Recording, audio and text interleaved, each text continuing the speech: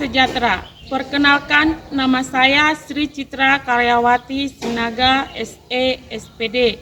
Saya mengajar di SMA Negeri 1 Muara, Kabupaten Tapanuli Utara, Provinsi Sumatera Utara dengan mata pelajaran ekonomi, sekaligus mahasiswa PPG dalam jabatan tahun 2022 kategori 1 gelombang kedua di LPTK Universitas Negeri Jakarta dengan nomor peserta 2008.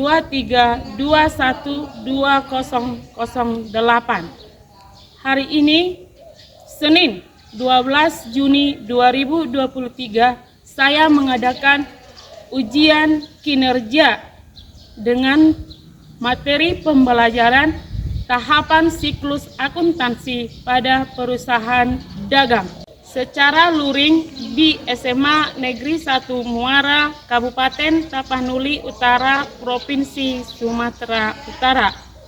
Berikut ini video pembelajarannya. Silakan menyaksikan. Horas.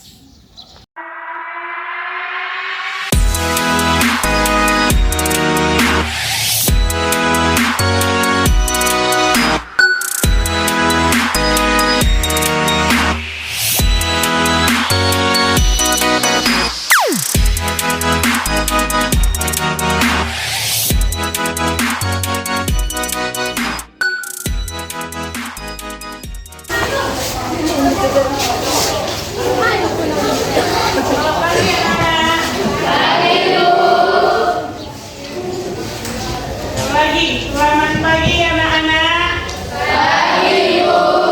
Sudah sarapan kan? Sudah Bu. Hari ini bagaimana kabarnya? Sehat? Sehat Bu.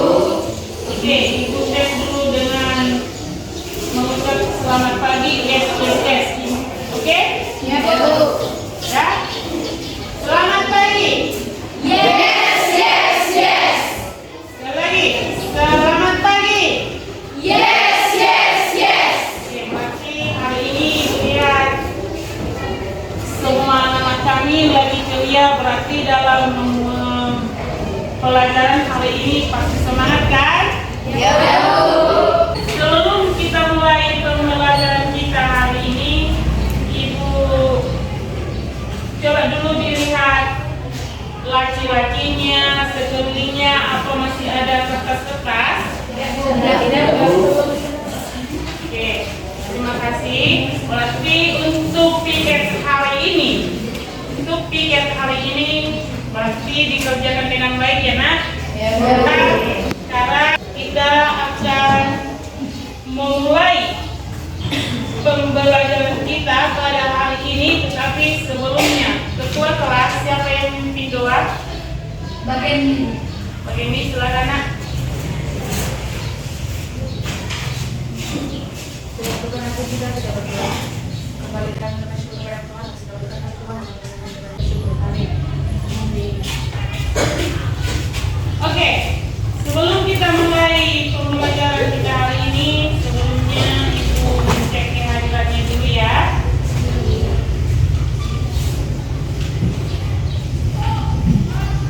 Adel Sari. Absen Bu. Oke. Mana ini? Halo. Nggak ada kabar? Nggak. Oke, Alfonsus. Ada Bu. Andrea Marolo. Ada Bu. Asima. Bageni. Ada Bu. Krismesi. Ada Bu. Cici. Ada Bu. Kriston.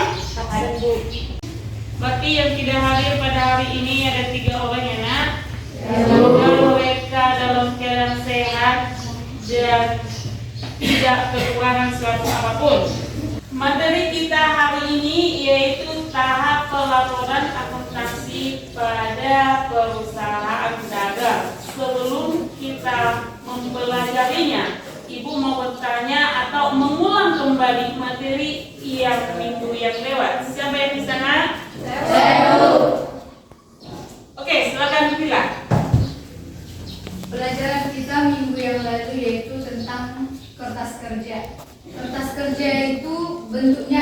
kolom. Yang pertama ada bentuk 6 kolom, 8 kolom, 10 kolom, dan 12 kolom. Dan yang sering digunakan yaitu 10 kolom. Oke, terima kasih. Yang kita pelajari yang minggu yang lewat yaitu mengenai kertas kerja, di mana bentuk dari kertas kerja ini ada 4 jenis atau 4 kelompok. Oke, terima kasih buat Zrila. Tepuk tangan.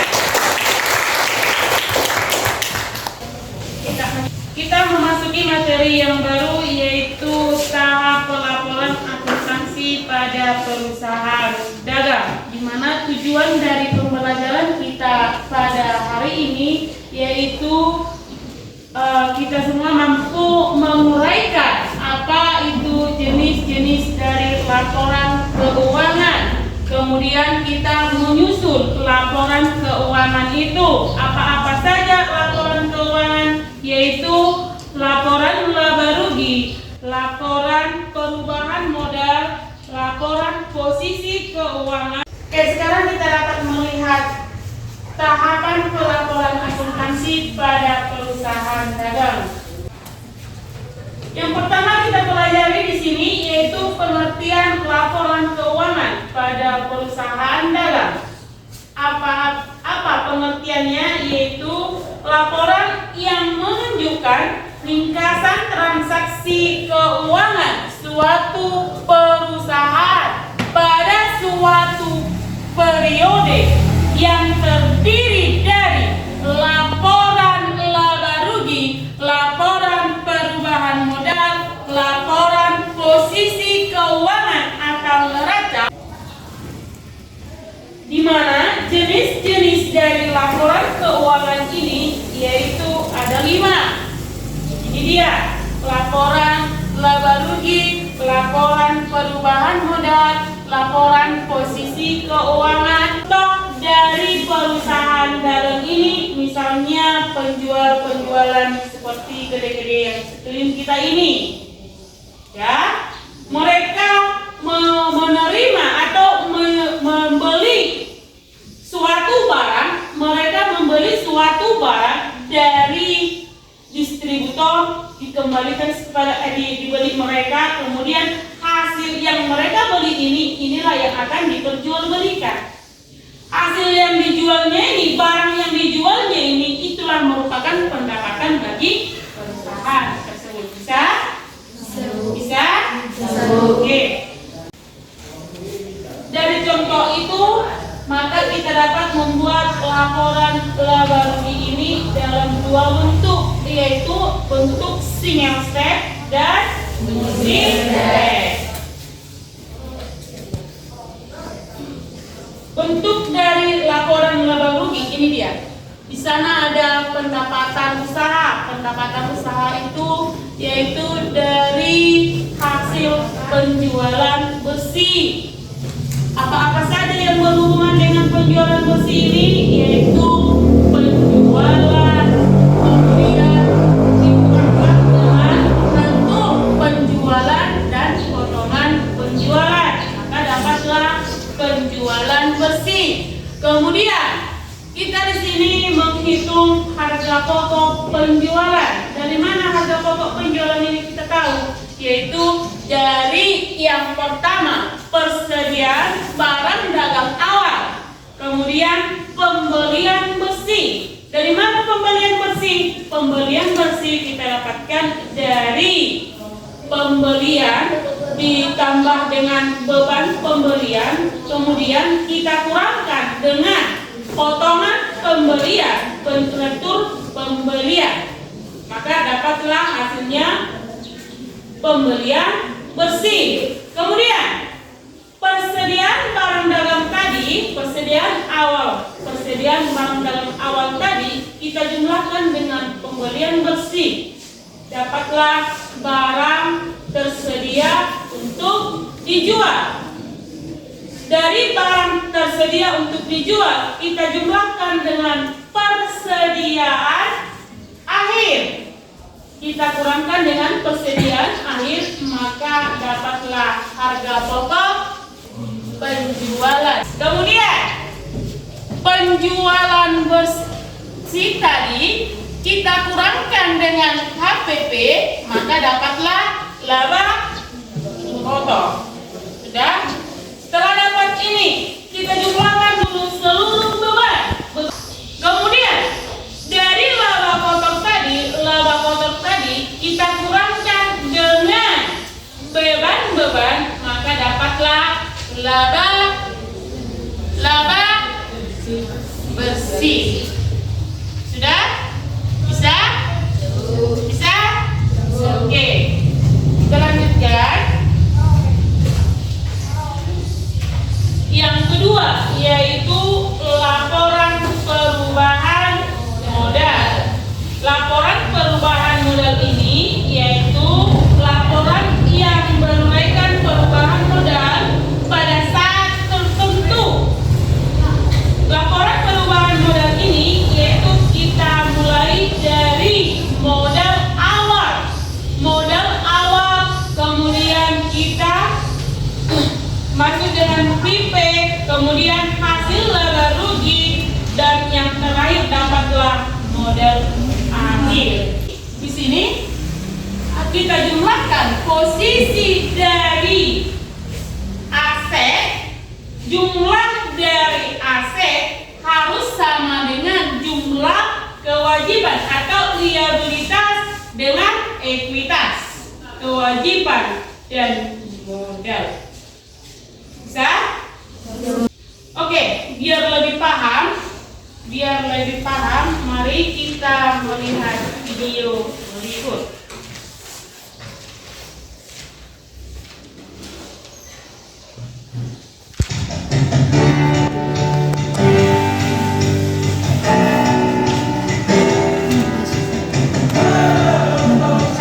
Assalamualaikum warahmatullahi. Simak video ini sampai akhir ya guys.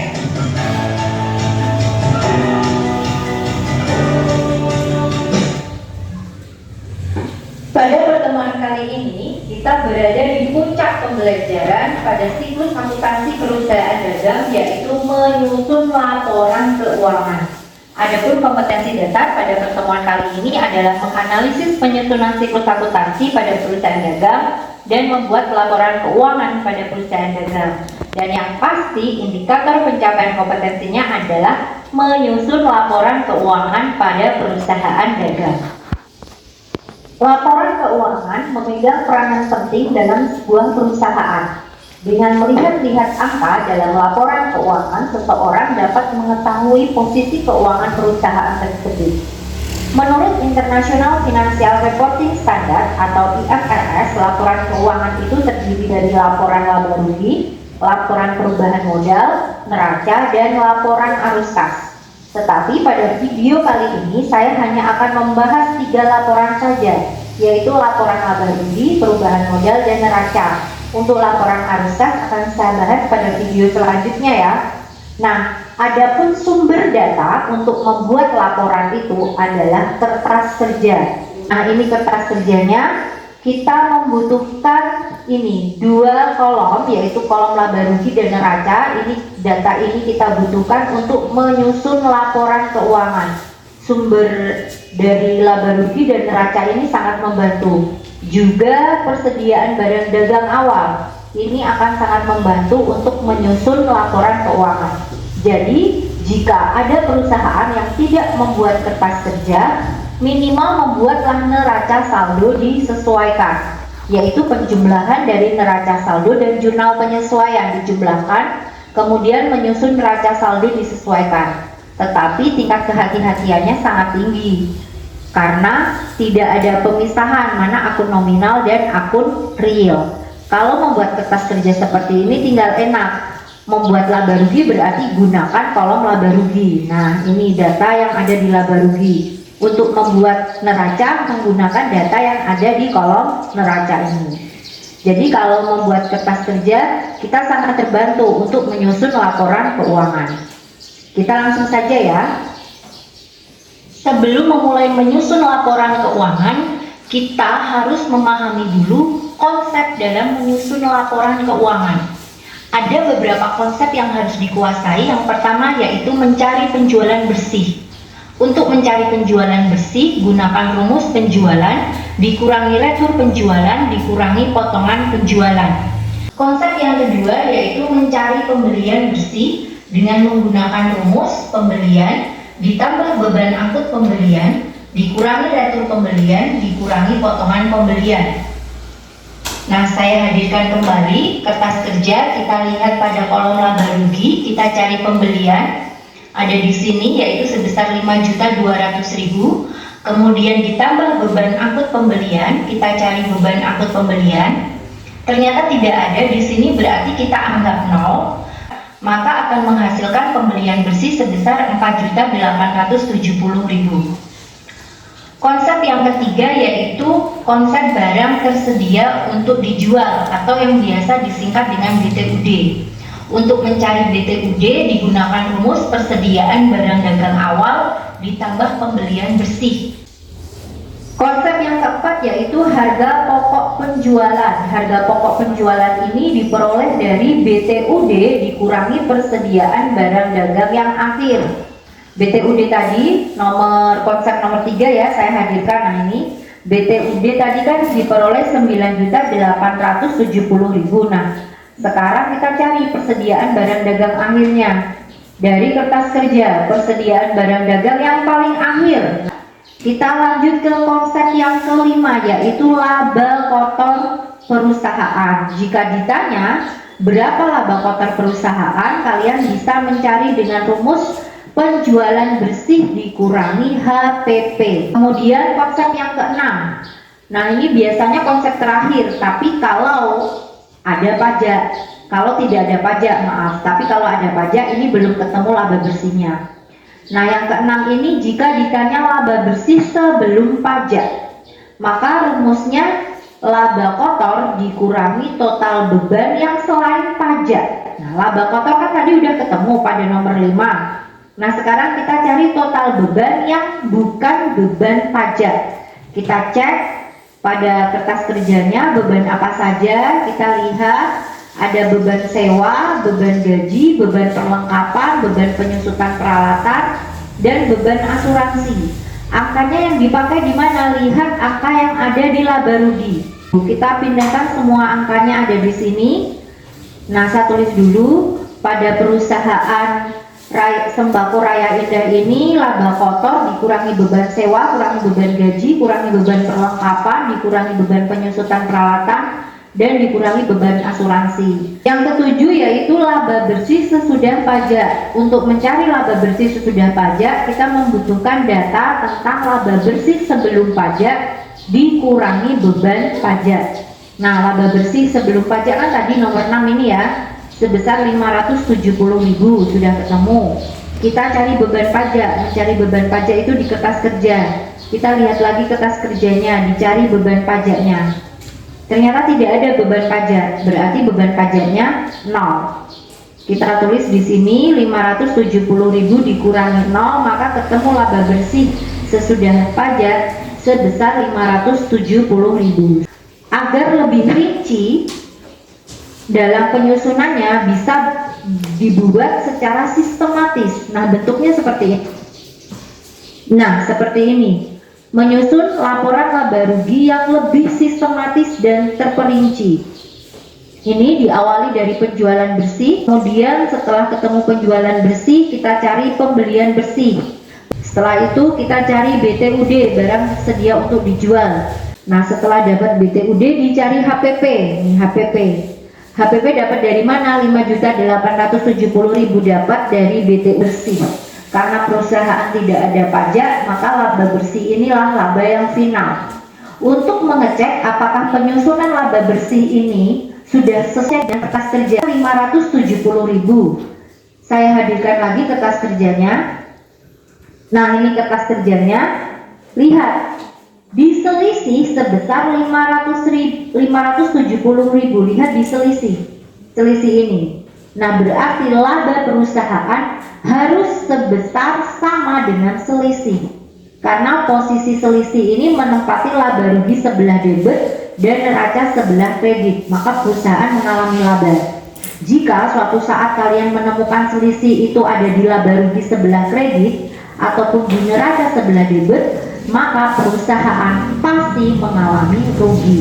Nah, besaran laba atau ruginya itu bisa dilihat dari selisih. Jadi ini untuk mengecek atau mengontrol cara penyusunan laba rugi sudah benar atau belum.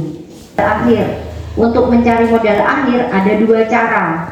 Kenapa? Karena perusahaan memiliki dua kemungkinan laba atau rugi. Jika perusahaan itu memperoleh laba, maka mencari modal akhir gunakan rumus yang ini. Modal awal ditambah laba dikurangi preferred. Tetapi ketika perusahaan memperoleh rugi, maka gunakan rumus modal awal dikurangi rugi dikurangi preferred. Nah, kebetulan pada toko sembako Raya Indah tadi perusahaan memperoleh laba ya. Jadi saya gunakan rumus yang ini. Modal awal ditambah laba dikurangi preferred. Kita tulis di sini modal awalnya tadi 24.700.000, labanya 570.000 dikurangi preferred 300.000, maka ketemu modal harta pasifa itu adalah utang ditambah modal. Untuk mencari data tentang aktiva, kita membutuhkan kertas kerja lagi dari kolom neraca. Nah, ini kertas kerjanya kolom neraca. Kita cari aktiva. Aktiva itu ciri-cirinya apa? Ciri-cirinya ini, lihat nomor akunnya. Ini biasanya diawali dengan angka 1. Ini adalah ciri-ciri untuk aktiva. Atau dia biasanya menempati di neraca posisi debit, tapi ada pengecualian ya untuk akumulasi. Akumulasi ini adalah harta, walaupun lokasinya ada di posisi kredit. Jadi pada Sembako Raya Indah ini, toko Sembako Raya Indah ini, hartanya berupa kas sebesar 20.270.000, asuransi dibayar di muka sebesar 1.100.000, kemudian piutang dagang sebesar 7.300.000, persediaan barang dagang sebesar 4 juta, perlengkapan sebesar 1 juta, peralatan sebesar 6 juta, kemudian akumulasi penyusutan peralatan sifatnya mengurangi ya sebesar 1.600.000, kemudian ada lagi nggak yang kepalanya 1. Nah, ini di bawah ada 116, sewa dibayar di muka sebesar 1.100.000. Angka-angka yang saya sebutkan tadi kita pindahkan ke sini. Itu hasilnya adalah 39.170.000. Ini hasil untuk aktiva. Selanjutnya yaitu mencari pasifa ya. Pasifa diperoleh dari total utang ditambah dengan modal akhir. Nah, total utang ini datanya dilihat dari kertas kerja tadi. Nah, ini kita cari utang-utang yang ada di sini. Ada utang dagang, utang bank. Utang dagang sebesar 7.200.000, kemudian utang bank sebesar 5 juta. Kita cari lagi adakah utang? Oh, ini 212 utang gaji sebesar 2 juta. Jadi ada 3 utang yang akan kita pindahkan ke neraca tadi. Kita pindahkan ke sini ya, total utang ada 3. Oh ya, modal akhir diperoleh dari tadi ya. Nah, dari sini, nah tadi sudah dihitung modal akhirnya 24.970.000. Kita catat di sini utang dagangnya 7.200.000, utang bank 5 juta, utang gaji 2 juta, kemudian modal akhir 24.970.000. Maka ketemu sama dengan aktifannya, yaitu sebesar 39.170.000. Kalau mau dibuat lebih sistematis dalam bentuk laporan seperti ini ya, ada judulnya Toko Sembako Raya Indah neraca periode 31 Januari 2021, sisi kiri aktiva, kita tulis seperti ini. Jangan lupa akumulasi penyusutannya dikurung karena sifatnya mengurangi. Hasilnya 39.170.000. Di sisi kanan pasifa hasilnya sama, utang dagang, utang gaji, dan utang bank, dan ini adalah modal akhir. Jadi seperti ini ya cara menyusun laporan keuangan pada perusahaan dagang. Guys, jika kalian sudah dari hasil video tadi, berarti Ibu menganggap anak-anak kami sudah memahami apa-apa saja atau caranya untuk membuat laporan keuangan pada perusahaan dagang. Ibu akan membagikan LKPD ini, kemudian ini kamu masing-masing kelompok harus bekerja sama mengerjakannya. Nah, kelompok. Dan makanya nilaimu nanti untuk per orang. Siapa yang lebih aktif, berarti dialah nilainya yang paling tinggi. Bisa? Bisa? Bisa. Oke, kita mulai.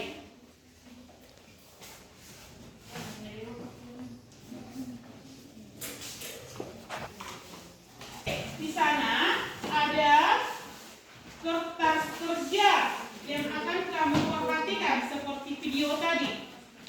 Ya, ada kertas kerjanya, yaitu di sana laporan neraca yang sudah disesuaikan.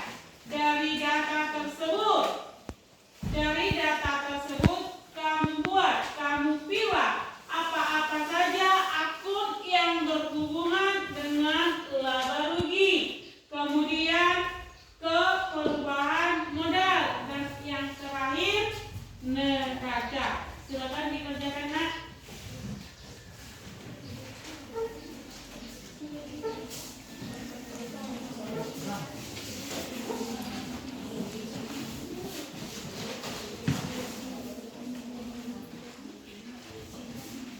Ada yang kurang mengerti, Nak?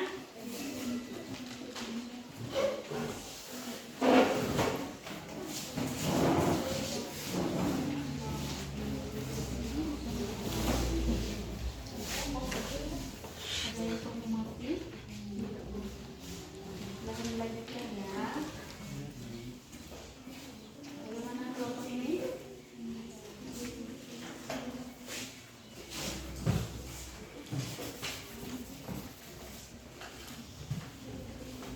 Ada yang tidak mengerti?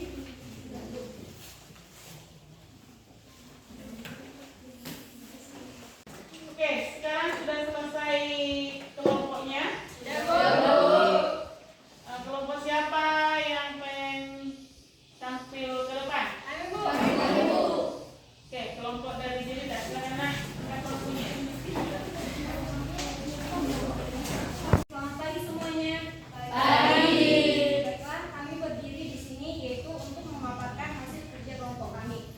Namun terlebih dahulu kami akan memperkenalkan diri kami. Saya sendiri bernama Jelita Sungguh. Teman saya Desa Saranya Dulu,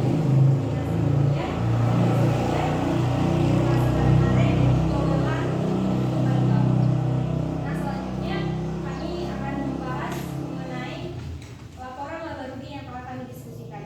Namun sebelumnya di dalam KPD tersebut terdapat aktivitas kelompok, di mana di situ tercantum neraca saldo disesuaikan, bukan kertas kerja. Nah, dari sana kita harus pandai menilai di mana yang akan masuk ke laba rugi dan ke perubahan modal dan neraca. Nah, yang pertama kami akan membahas laporan laba rugi. Nah, di laporan laba rugi ini akun-akun yang tersedia dalam neraca saldo sebelumnya yaitu yang pertama rekening penjualan senilai 80 juta. Yang kedua, rekening penjualan senilai 2.500.000. Jadi penjualan bersih yaitu 77.500.000. Selanjutnya harga pokok penjualan 60.350.000. Jadi laba kotor yang dihasilkan bernilai 17.150.000. Selanjutnya beban operasional. Nah, di neraca saldo sebelumnya yang termasuk dalam beban operasional yaitu beban angkut senilai 2 juta, beban gaji 11 juta, beban sewa 800.000, beban perlengkapan 500.000, beban penyusutan peralatan toko 200.000. Jadi total beban operasionalnya senilai 14.500.000. Lalu kemudian beban administrasi dan umum. Yang termasuk dalam beban administrasi dan umum ini yaitu beban listrik dan telepon senilai 250.000. Jadi total beban administrasi dan umum 250.000 saja. Jadi total keseluruhan beban yaitu 14.750.000. Jadi laba usaha yang diperoleh senilai 2.400.000. Nama-nama pun selanjutnya pada pendapatan dan beban di luar usaha yaitu pendapatan bunga senilai 750.000 dan beban lain-lain 400.000. Laba di luar usaha senilai 350.000. Jadi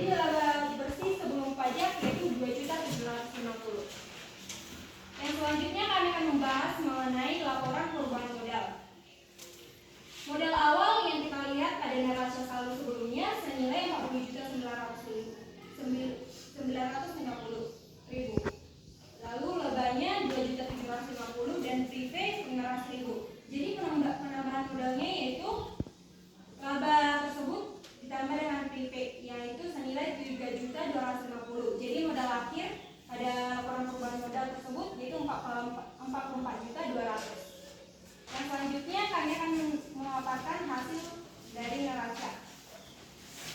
Yang pertama kami akan membahas mengenai aktiva lancar. Ya, akun-akun yang terdapat pada aktiva lancar pada neraca sebelumnya yaitu yang pertama kas senilai 25 juta, piutang dagang senilai 10 juta, persediaan barang dagang senilai 20 juta, perlengkapan toko senilai 1 juta, sewa dibayarin upah 1.600.000. Jadi total aktiva lancarnya yaitu 57.600.000. Yang kedua kami akan membahas tentang aktiva tetapnya. Yang terdapat pada aktiva tetap pada neraca saldo sebelumnya yaitu peralatan pokok senilai 20 juta, akumulasi penyusutan peralatan pokok senilai 400.000. Jadi total aktiva tetapnya itu peralatan pokok tersebut dikurangi aktiva penyusutan peralatan pokok, karena kita tahu meskipun akumulasi penyusutan peralatan pokok ini adalah harta, namun ini akan mengurangi. Jadi total aktiva tetapnya itu 19.600.000. Jadi total aktiva dari total aktiva lancar dan total aktiva tetap yaitu senilai 77.200.000. Yang kedua kami akan membahas tentang pasifa, yaitu pertama mengenai kewajiban. Hutang dagangnya senilai 33 juta, hutang gaji senilai 1 juta. Jadi jumlah hutangnya 34 juta.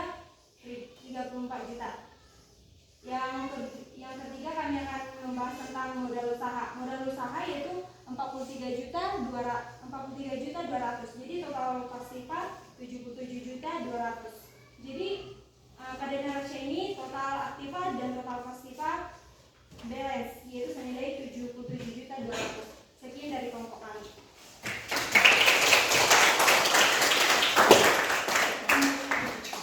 Nah, sebelumnya apakah ada dari kelompok lain yang ingin bertanya? Oke, kami akan menunjuk dua kelompok, yaitu kelompok 6 dan kelompok 2. Kelompok 2 silakan. Baik, kami dari kelompok 2 ingin bertanya kepada kelompok 3. Faktor apa saja yang mempengaruhi laba atau rugi pada suatu perusahaan? Oke, lalu kelompok 6 silakan. Baik, terima kasih atas pertanyaannya. Kami mau bertanya, dalam analisis laporan keuangan, mengapa perlu membandingkan dengan data sebelumnya? Oke, jika silakan kami akan membahas sebentar. Kami akan menjawab pertanyaan dari kelompok 2 yang dimana pertanyaannya itu faktor apa saja yang mempengaruhi laba rugi. Yang mempengaruhi perolehan laba perusahaan terdapat pada komponen dalam laporan keuangan seperti penjualan, harga pokok penjualan, beban, pajak penghasilan, serta harga inflasi. Sekian jawaban dari kami. Baik, terima kasih, kami puas dengan jawaban kelompok kami. Baiklah, kami akan mencoba menjawab pertanyaan dari kelompok 6. Untuk mengetahui kinerja dan perkembangan perusahaan serta perusahaan yang terjadi dalam proses laporan keuangan. Mungkin jawaban dari kami. Sekianlah presentasi dari kelompok kami mengucapkan terima kasih.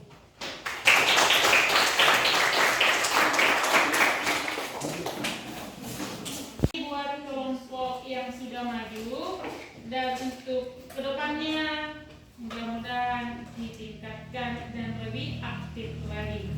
Tepuk tangan buat kelompok yang sudah maju. Oke, sekarang kumpulkan hasil LKPD-nya.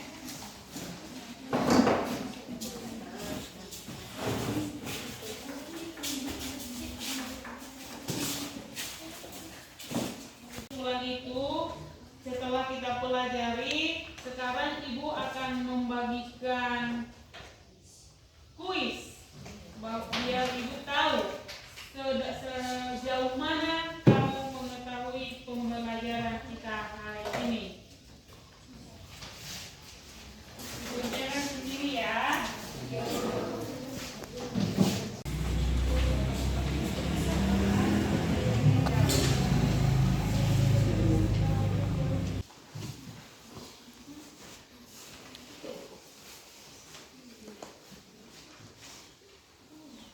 Oke, satu orang dari setiap kelompok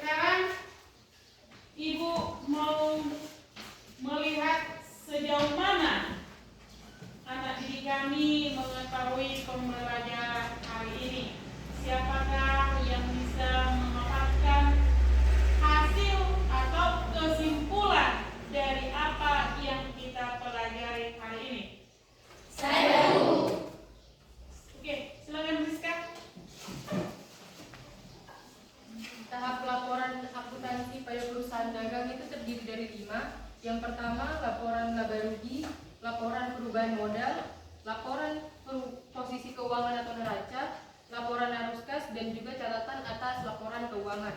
Namun tadi yang baru kita pelajari itu baru 3, yaitu laporan laba rugi, laporan perubahan modal, dan juga laporan posisi keuangan atau neraca.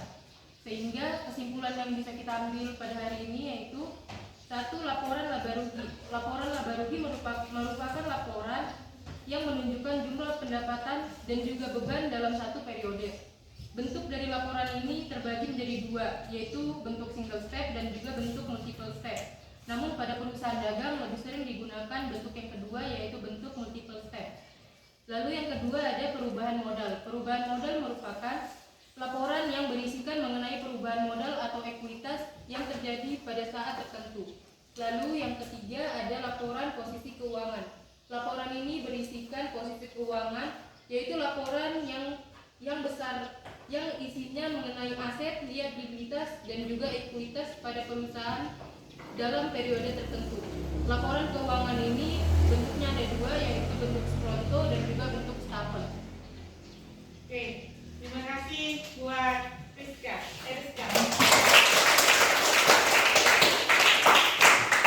Oke, hari ini demikianlah hasil pembelajaran kita mengenai tahap pelaporan administrasi pada perusahaan dagang. Dan minggu depan kita akan mempelajari tahap selanjutnya, yaitu laporan arus kas dan catatan atas laporan keuangan. Silakan dipelajari di rumah dan buat kesimpulanmu nanti di dalam catatan. Minggu depan Ibu koreksi. Hari ini kita akan mengakhiri pembelajaran kita, yaitu dengan membuat doa. Siapa yang memimpin, Nak? Delawati, silakan.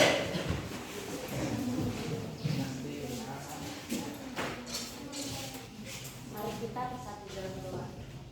Terima kasih Bapa, terima kasih Yesus, terima kasih Roh Kudus.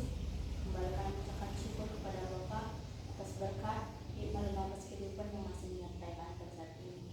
Dimana kau ketahui Bapa, tadi kami sudah menerima pembelajaran yang diterapkan. Jadi kalau itu supaya menjadi jalan menuju kesuksesan bagi kami. Haleluya.